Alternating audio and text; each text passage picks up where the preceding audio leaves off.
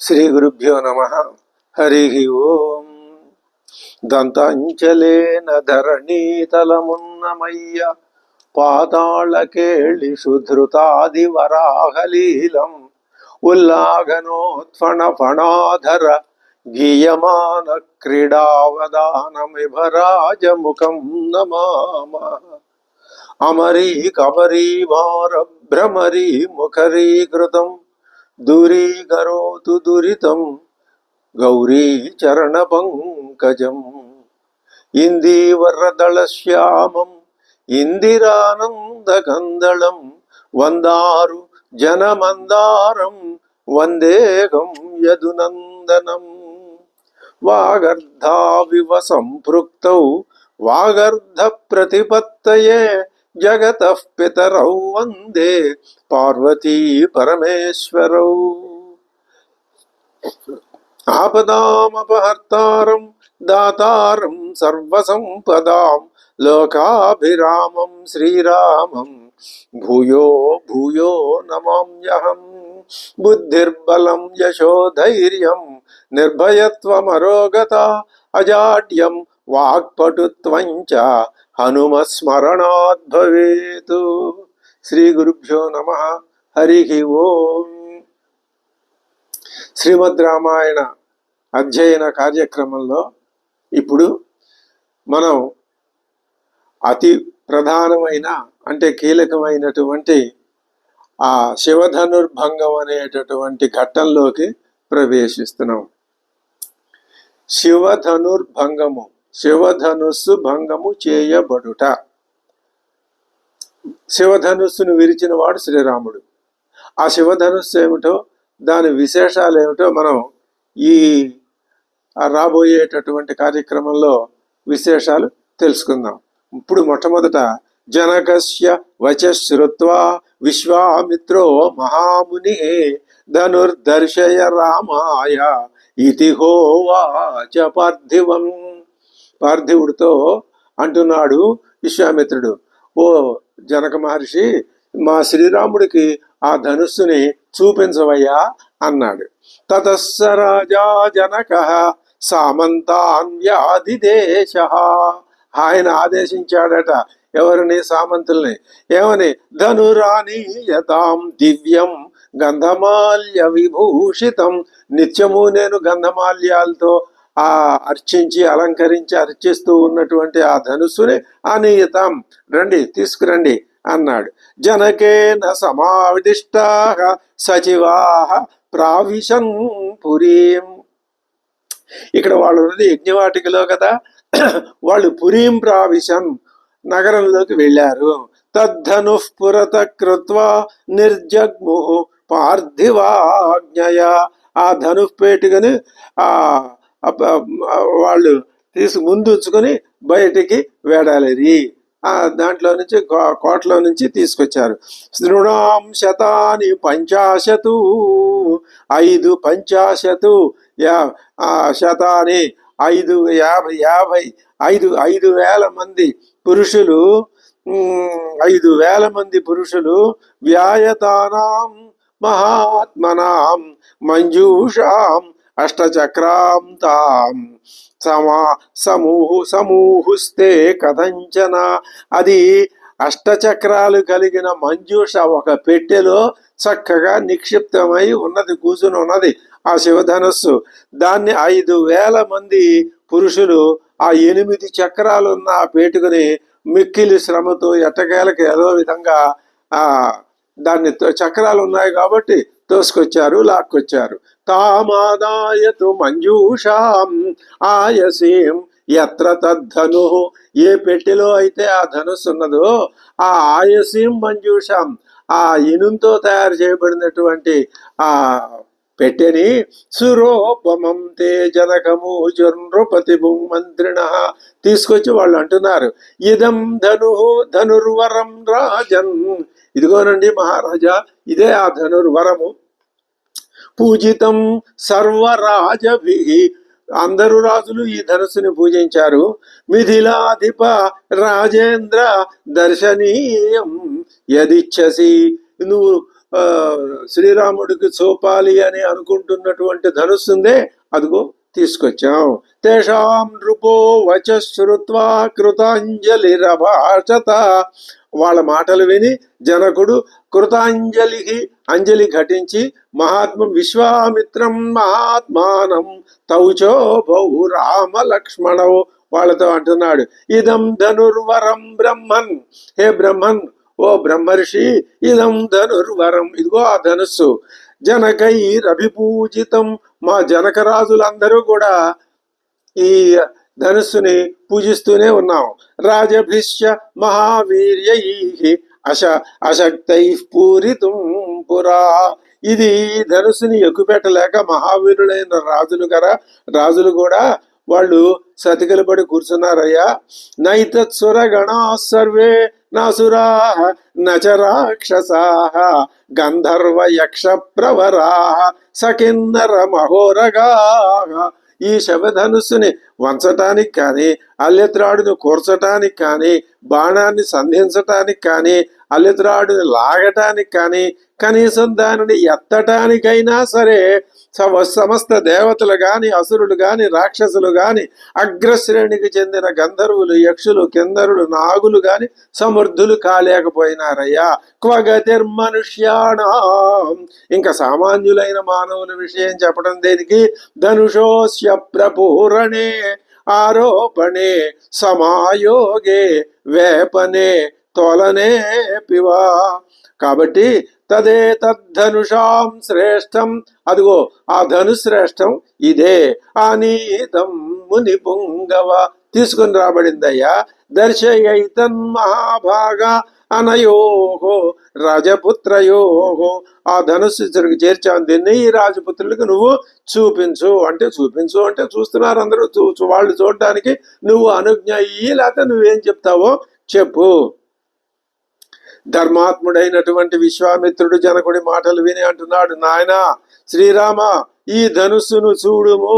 విశ్వామిత్రస్తు ధర్మాత్మా శ్రుత్వా జనక భాషితం వత్స రామ ధను పశ్య ఇది రాఘవమబ్రవీత్ అని రాఘవుడితో అన్నాడు. వత్స, నాయన, ఇదం ధను పశ్య, ఈ ధనుస్సును చూడవయ్యా అన్నాడు. ఆయన రెండే ముక్కలు అన్నాడు, ధను పశ్య వత్స అసంబోధన. ఈ ధనుస్సును చూడు అన్నాడు ఆయన. అంతే. బ్రహ్మర్షేర్వచనాద్రామో యత్ర తిష్టతి తద్ధను. ఆ ధనుస్సున్న చోటికి వెళ్ళి బ్రహ్మర్షి వచనానుసారంగా శ్రీరాముడు మంజూషాం తాం అపావృత్య, ఆ మంజూష యొక్క పేటిక యొక్క మూతని తీసి దృష్ట్వా ధను అధాబ్రవీతు, అప్పుడు అంటున్నాడు, ఇదం ధనుర్వరం బ్రహ్మన్. హే బ్రహ్మన్, ఓ బ్రహ్మర్షి గురుదేవా, ఇదం ధనుర్వరం బ్రహ్మన్ సంస్పృశామి ఇహ పాణినా. చేతితో దీనిని నేను తాకి చూస్తాను. యత్నవాంశ భవిష్యామి, ప్రయత్నం కూడా చేస్తాను, పూనుకుంటాను. దేనికి? పై తోలనే పూరణే పివా, దీనిని చేత్తో పట్టుకుని పైకి ఎత్తుతాను. పూరణే, అల్లెత్రాడు తీసుకువెళ్ళి ఈ కొస నుంచి ఉన్న రెండో కొస పెట్టే ఉంది, పై కొసకి నేను దాని అల్లెత్రాడు సంధిస్తాను అని ఈ పనికి నేను పూనుకుంటున్నాను. అందులోకి బాఢమిచ్చేవతం రాజా మునిశ్చ సమభాషత, ఇద్దరు ఒకే సమయంలో బాఢం సరే అని ఇద్దరు అంగీకరించారు. ఏ ఒక్కళ్ళు అంగీకరించకపోయినా అది కాదు, కథ అలా నడుస్తే ఇద్దరు ఒకేసారి అంగీకరించారు. లీలయా స ధనుర్మధ్యే జగ్రాహ వచనాన్మునే. లీలయా, ఆ రఘునందనుడు ఎట్లా పశ్యతాం నృప సహస్రాణం బహూనాం రఘునందన ఆరోపయిత్వా ధర్మాత్మా పురయామాస తద్ధను. వేల కొలది సదస్సులు చూస్తున్నారు. ఆ ముని ఆజ్ఞను అనుసరించి ధనుస్సు మధ్య భాగంలో లీలయా జగ్రాహ, అవలీలుగా ఆ మధ్య భాగంలో చేయి పెట్టి గుప్పిడి ఇలా పెట్టి దాన్ని పట్టుకున్నాడు. తర్వాత ఆయన ఏం చేశాడు? ధనుర్విద్యా కురుషుడు మహాశక్తిమంతుడైన శ్రీరాముని కరస్పర్శ మాత్రముననే ఆ ధనుస్సు వంగెను. ఆరోపయిత్వా ధర్మాత్మా పురయామాస తద్ధను.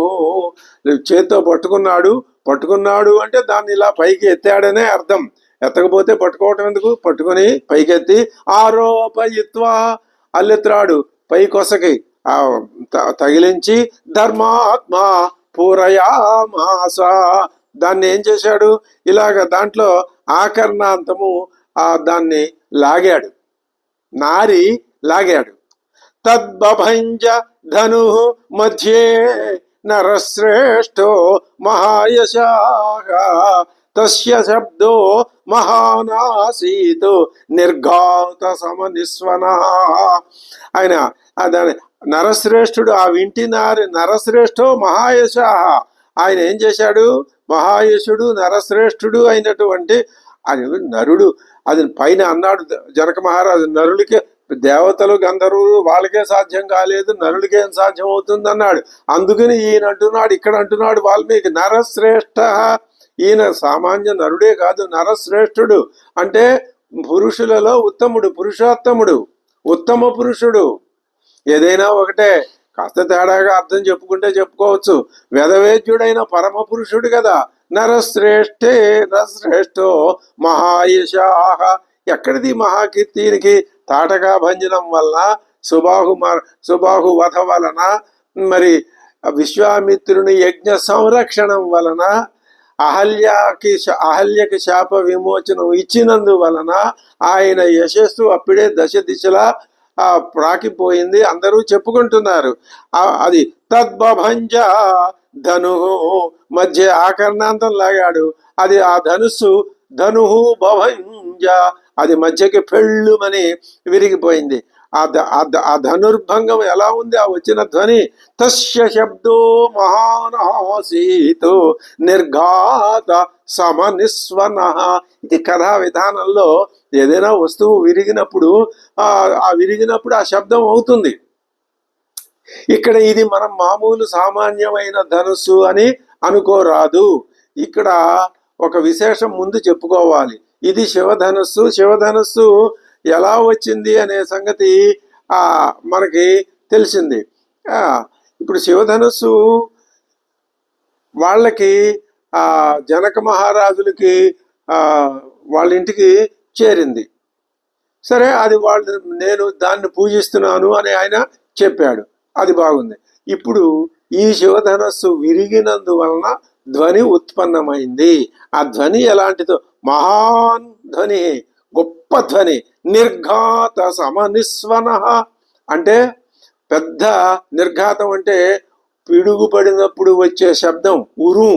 ఆ ఉరుం యొక్క శబ్దం ఎంత ఉంటుందో అంతటి ఘోరమైన భయంకరమైనటువంటి దిక్కులన్నింటినీ నింపేసినటువంటి ఒక మహాధ్వని వెలువడింది.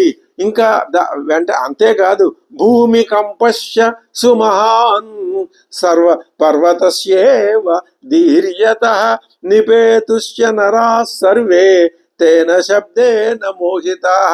అక్కడ ఉన్నటువంటి మానవులంతా కూడా శబ్దం వినిపించినా ఒక్కొక్కసారి అది కర్ణరంధ్రాల్ని పగలగొట్టి దిక్కు తోసని విధంగా చేస్తుంది. కాబట్టి ఒక చెవులతో పాటు మిగిలిన ఇంద్రియాలు కూడా ప్రభావితం అయ్యి అవి పనిచేయకుండా పోతాయి. కాబట్టి అందరూ ఇంద్రియాలు పనిచేయకపోతే మూర్ఛపోయినారు.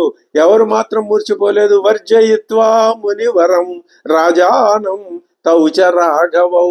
రాఘవులిద్దరు, ఆ రాజుగారు అంటే జనక మహర్షి, మునివరం మునిశ్రేష్ఠుడైనటువంటి విశ్వామిత్రుడు, వీరు తప్ప అక్కడ మిగిలిన ఉన్నవారంతా కూడా మూర్ఛపోయినారు. ప్రత్యాశ్వస్తే జనే తస్మిన్ రాజా విగత సాధ్వస. కొంతసేపటికి ఆ జనులంతా మూర్ఛ నుండి తేరుకున్నారు. అప్పుడు శ్రీరాముడు ఉవాచ ప్రాంజలిర్వాక్యం వాజ్ఞజ్ఞో మునిపుంగవం. ఏమంటున్నాడు? భగవన్ దృష్టవీర్యో మే రామో దశరథాత్మజ.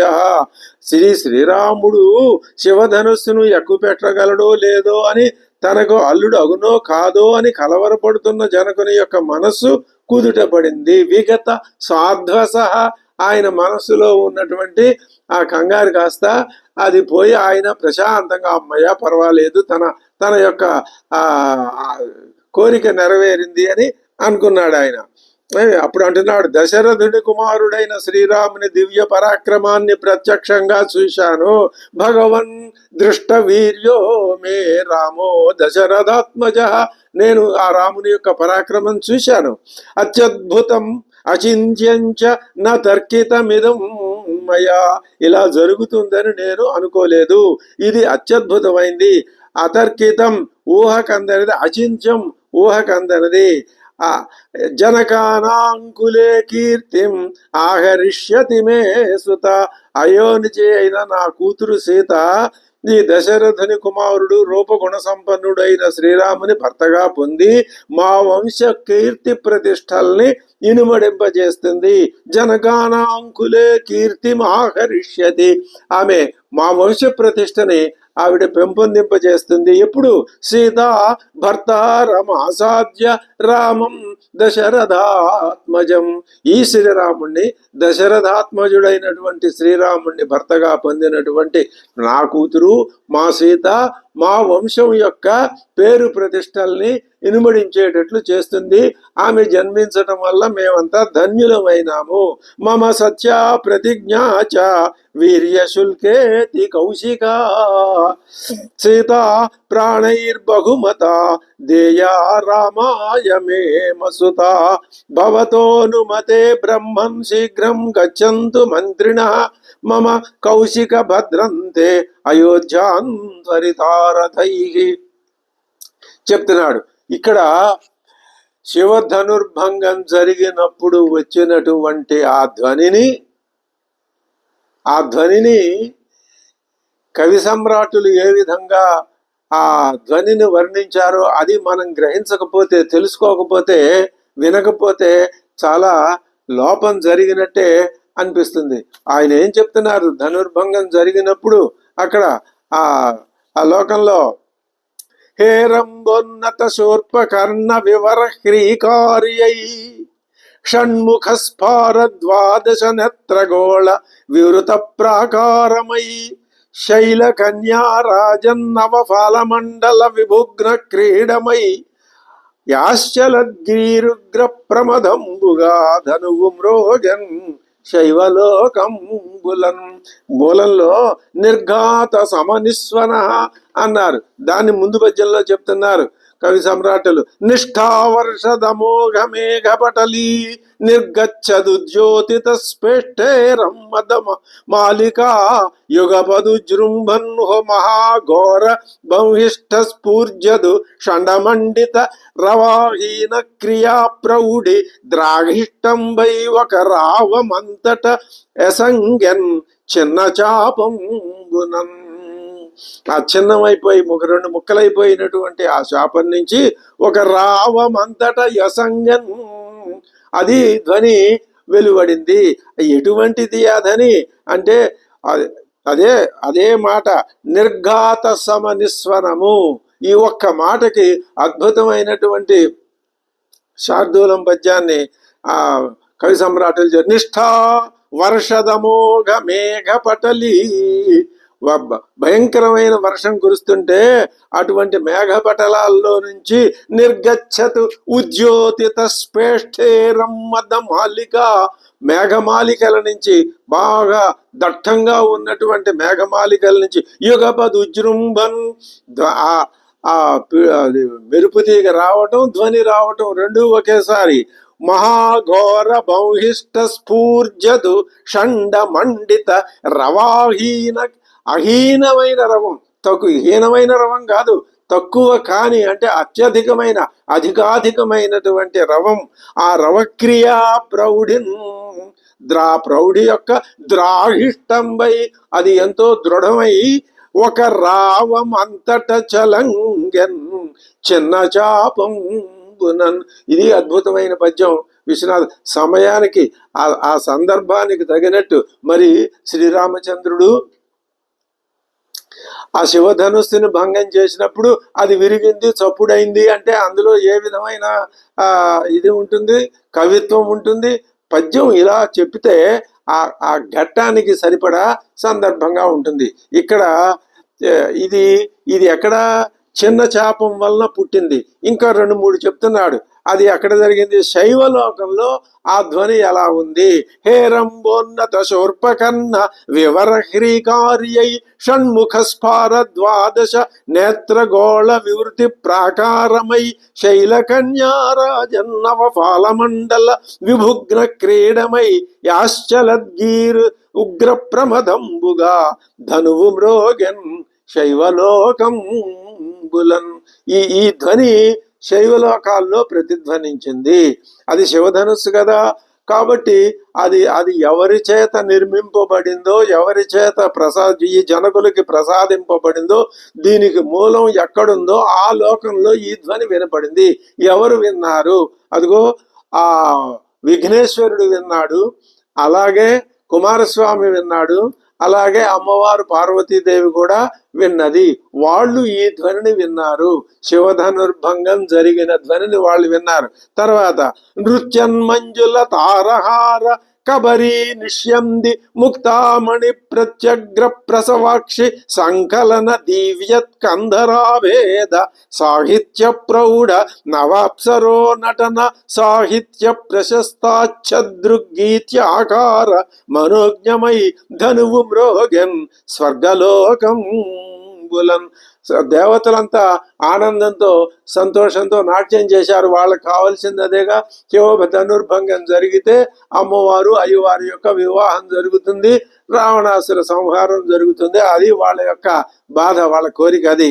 అలాగే దర్ప స్వీకృత హాస విశ్లధన రుంధ దుష్ట వాగ్ధోరణి సర్పద్వీర చమూపధశ్లధనమై స్రంసత్కటి శాటికా కూర్పాస ప్రకటోగ్ర సాధ్వస వధూ గుర్విణ్యభద్రధ్వా అభద్రాధ్వమై దర్పాడంబరమై ధనుస్సు మొరసన్ దైతేయలోకం బులన్.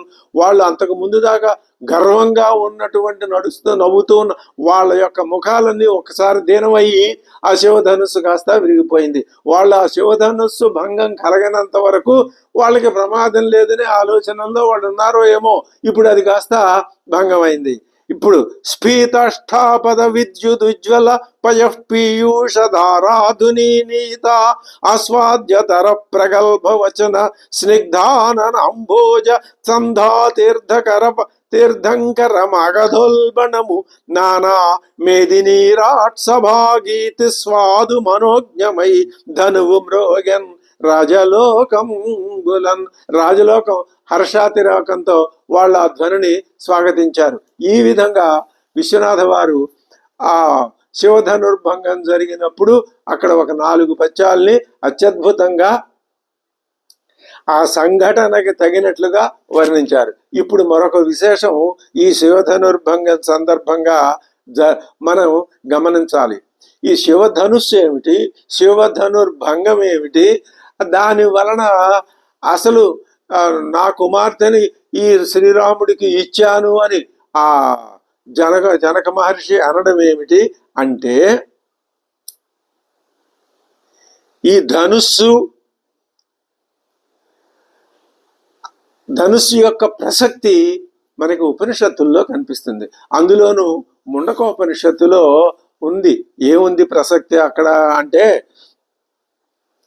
ధనుర్గృహీత్వ ఉపనిషదం మహాస్త్రం శరం హ్యుపాసా నిశితం సందధీత ఆయమ్య తద్భావగతేన చేతసా లక్ష్యంత దేవాక్షరం సౌమ్య విద్ధి ప్రణవో ధను శరో హ్యాత్మా బ్రహ్మతల్లక్ష్యముచ్యతే అప్రమత్తేన వేద్ధవ్యం శరవత్తన్మయో భవేతు. ప్రణవో ధను శరో హ్యాత్మా బ్రహ్మతల్లక్ష్యముచ్యతే అప్రమత్తేన వేద్ధవ్యం శరవత్తన్మయో భవేతు. త్రిపురాసురులని 3 రాక్షసులు ఉన్నారు.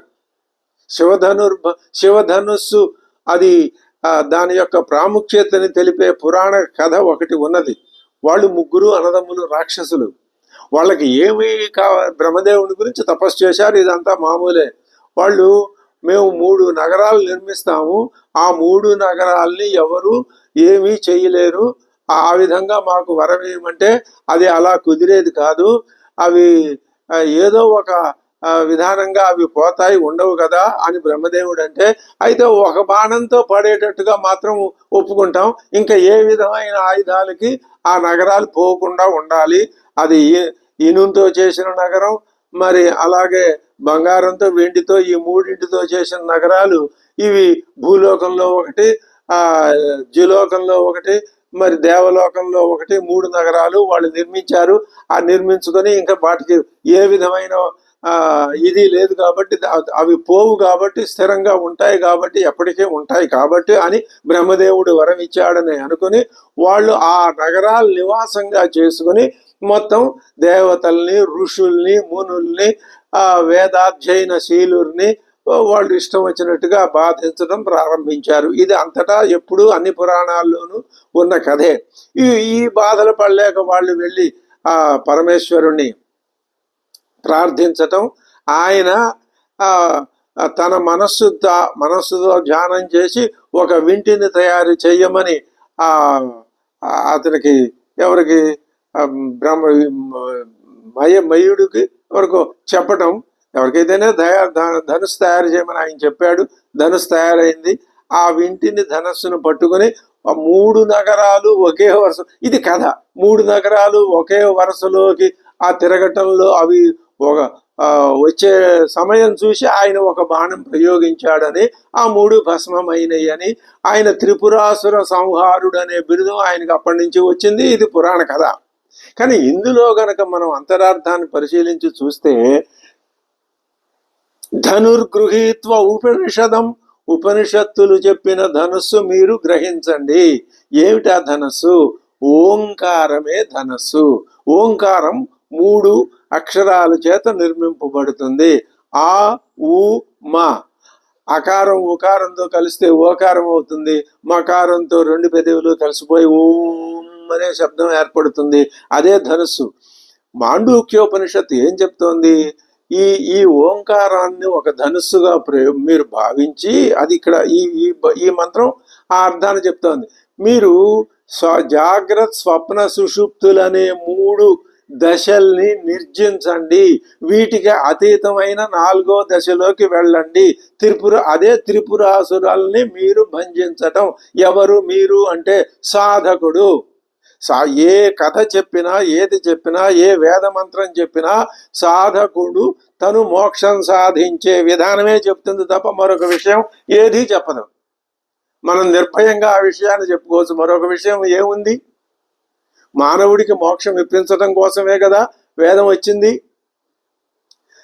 వివరంగా అన్నీ చెప్పింది. అంతకంటే పరమార్థం ఎక్కడి నుంచి? కర్మకాండ, ఉపాసనాకాండ, జ్ఞానకాండ, ఈ 3 కాండల పరమ లక్ష్యం ఒకటే. అది అవగాహన చేసుకున్నట్లయితే, సక్రమంగా ఆచరణలో పెట్టుకుంటే, ఒక జన్మలో కాకపోయినా మరొక జన్మలో 100 జన్మలకు, వేలాది జన్మల తర్వాత అయినా సరే మానవుడు తన యొక్క జీవిత పరమార్థాన్ని, సాఫల్యాన్ని, తన స్వస్వరూపాన్ని తాను పొందుతాడు. స్వస్వరూపాన్ని పొందే ఉన్నాడు. ఇదిగో ఇలాంటి 3 నగరాలు, మరి 3 గుణాలు, ఇలాంటి వాటిని పోగొట్టుకుంటే అప్పుడు స్వస్వరూపం కనిపిస్తుంది. లేకపోతే ఇవన్నీ ఆభరణాలనే మాయా దృష్టి గనక, ఆ అహల్య దగ్గర మాయా అనే శబ్దం ప్రయోగించింది, సీతమ్మవారి దగ్గర ప్రథమ సర్గలోనే దేవ మాయేవ నిర్మిత అని మాయా శబ్దాన్ని అక్కడ ప్రయోగించింది. ఇదే వాల్మీకి అర్థం. నువ్వు ఈ ఆభరణాలన్నీ నిజమని నమ్ముతున్నావు, అది మాయ, అవి నిజం కాదు. వాటికి స్వతంత్రమైన ఉనికి లేదా. ఆభరణానికి, వడ్డాణానికి, కంటికి, కాసుల పేరుకి, నెక్లెస్కి, చంద్రహారానికి, వాటికి స్వతంత్ర అది బంగారమే అసలు. నీకు ఆ బుద్ధి కలగటం లేదు. అలాగే ఈ కనిపించే సృష్టి అంతా ఆభరణం అనుకుంటున్నావు, ఇది నిజంగా సృష్టి అనుకుంటున్నావు. ఏమి సూర్యుడు, చంద్రుడు, ఈ గ్రహాలు, నక్షత్రం, ఇవన్నీ ఏమీ కాదు. వీటికి స్వతంత్ర స్థితి లేదు. దీని స్వరూపం ఏమిటి? సచ్చిత్ స్వరూపమే దీని స్వరూపం. అక్కడ బంగారమే నగల స్వరూపం. అయితే రెండు కంటికి కనిపిస్తున్నాయి కాబట్టి మనం ఏదో మన పాండిత్యాన్ని ఉపయోగించి ఇలా చెప్పి అలా చెప్పి వక్ర భాష్యాలు చెప్పవచ్చు. దానికి వేదం ఏం చేయలేదు. శంకర భగవత్పాదులు చెప్తారు ఒక చోట, నువ్వు దృష్టాంతం ఏం చెప్తున్నావో అది ఎంతవరకు తీసుకోవాలో అంతే తప్ప నేను దాంట్లో ఎక్కువ అర్థాలు లాక్కొస్తానంటే అది పనికిరాదని ఆయన ఖండించి పారేశారు ఎప్పుడో. కాబట్టి ఈ ఈ మూడు స్వప్న జాగ్రత్త సుషుప్తులనే మూడు దశలని నీవు గనక స్వాధీనం చేసుకుని 3 దశల్లోనూ నిన్ను నువ్వు చూసుకుంటూ 4వ దశను నువ్వు పొందగలిగితే అదే మోక్షం.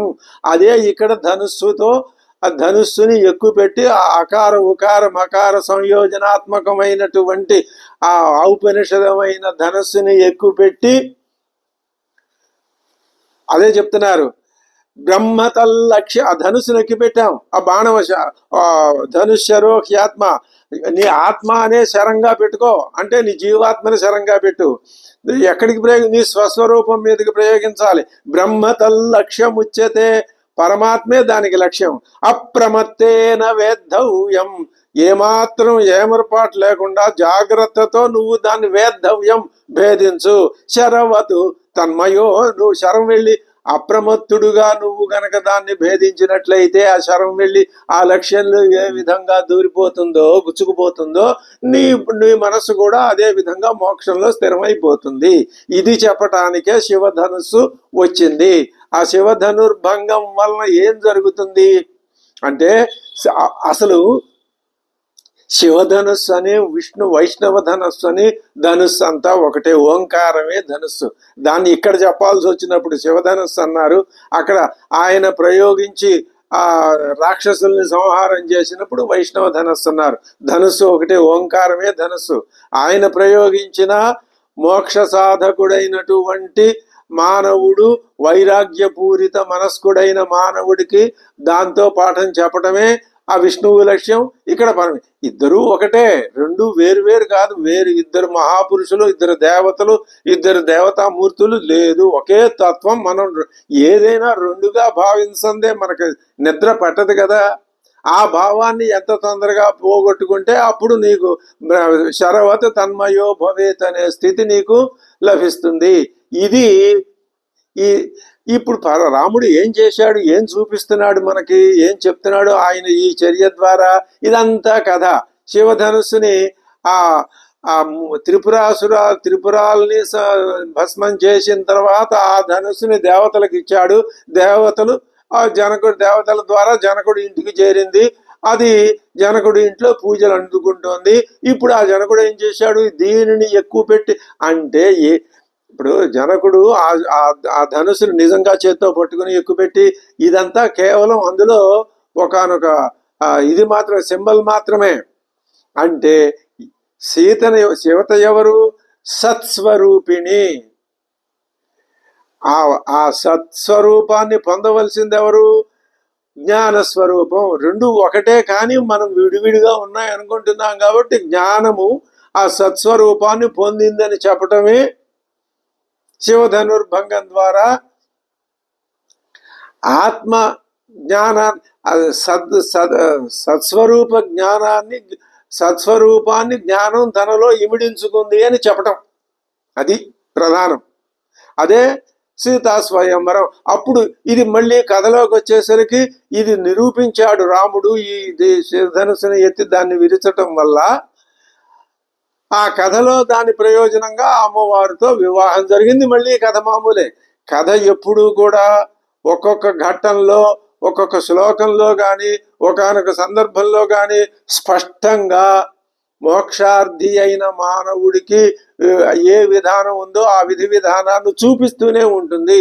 అది మనం గ్రహించుకోవాల్సిన ఆ యోగ్యత మన బుద్ధికి ఉంటే మనం గ్రహించుకోగలం. ఈ విధంగా ఆ ధనుర్భంగం జరిగింది. మమ సత్య ప్రతిజ్ఞా చ వీర్య శుల్కేతి కౌశిక సీత ప్రాణైర్బహుమత దేయా రామాయ మే సుత. రాముడికి నేను నా యొక్క కుమార్తెని కన్యని ఇచ్చేస్తానయ్యా. భవతోనుమతే బ్రహ్మన్ శీఘ్రం గచ్చంతు మంత్రిణ. మంత్రులందరూ శీఘ్రంగా వెళ్ళాలి. ఇప్పుడు ఈ వార్తని ఆ దశరథ మహారాజుకు తెలియజేయాలి. మమ కౌశిక భద్రంతే అయోధ్యాం త్వరితారథై. అయోధ్యాం ప్రతి అయోధ్యను గురించి వీళ్ళు వేగంగా వెళ్లే రథాల మీద వెళ్ళాలి. రాజానం ప్రసృతైర్వాక్యైరానయంతు పురం మమ. దశరథ మహారాజు గారికి వివరాలన్నీ చెప్పి ప్రసృతమైన వాక్యాలతో, వినయపూర్వకమైన వాక్యాలతో నా మాటగా వారిని ప్రార్థించి వారిని సుముఖుల్ని చేసుకుని వారు సపరివారంగా వివాహానికి తరలి రావాల్సిందిగా వారికి చెప్పాలి. ఈ వెళ్ళిన వాళ్ళు అంత మాట నేర్పరులై ఉండాలి. ప్రధానం వీర్యశుల్కాయ. ఏమిటి కారణం? ఈవిడ వీర్యశుల్క. మోక్షం కూడా వీర్యశుల్కమే. వీర్యం అంటే అక్కడ భక్తి యొక్క ఉన్నత స్థానం, జ్ఞానం, అక్కడ అది వీర్యం. ఇక్కడ మామూలుగా లౌకిక దృష్టిలో పరాక్రమం వీర్యం. పరవీర్య శుల్కాయ కథయంతు చ సర్వశః మునిగుప్తౌ చ కాకుస్థౌ కథయంతు నృపాయ వై ప్రియమాణంతు రాజానం ఆవయంతు సుశీఘ్రగా. ఆ మునీశ్వరులైన మీ యొక్క రక్షణలో రామలక్ష్మణులు ఉన్నారనే విషయాన్ని కూడా ఆ దశరథ మహారాజుకు చెప్పి వారిని తీసుకురావాలి. కౌశికశ్చ తదా ఇత్యాహ. కౌశికుడు కూడా ఏమన్నాడు? అలాగే అన్నాడు ఆయన. రాజాచ అభాష్య మంత్రిణ అయోధ్యాం ప్రేషయామాస ధర్మాత్మా కృతశాసనాన్ యథావృత్తం సమాఖ్యాతుం అనేతుం చ నృపం తదా. ఈ విధంగా ఆ దశరథ మహారాజుకి వార్తాహరుల్ని పంపించారు. శివధనుర్భంగ అనే ఆ వృత్తాంతం జరిగింది. దాంట్లో ఉన్న విశేషాలు ఏమిటో, పరమార్థం ఏమిటో మనం పూర్తిగా ఏమేం తెలుసుకోవాలో ఆ తెలుసుకోవలసిన విషయాల్ని ప్రయత్న లోపం లేకుండా తెలుసుకున్నాము. ఇంకా తర్వాత కథ ఏం జరుగుతుంది అనేది తర్వాత మనం ఆ కథా భాగంలో తెలుసుకుందాం. అంతవరకు స్వస్తి.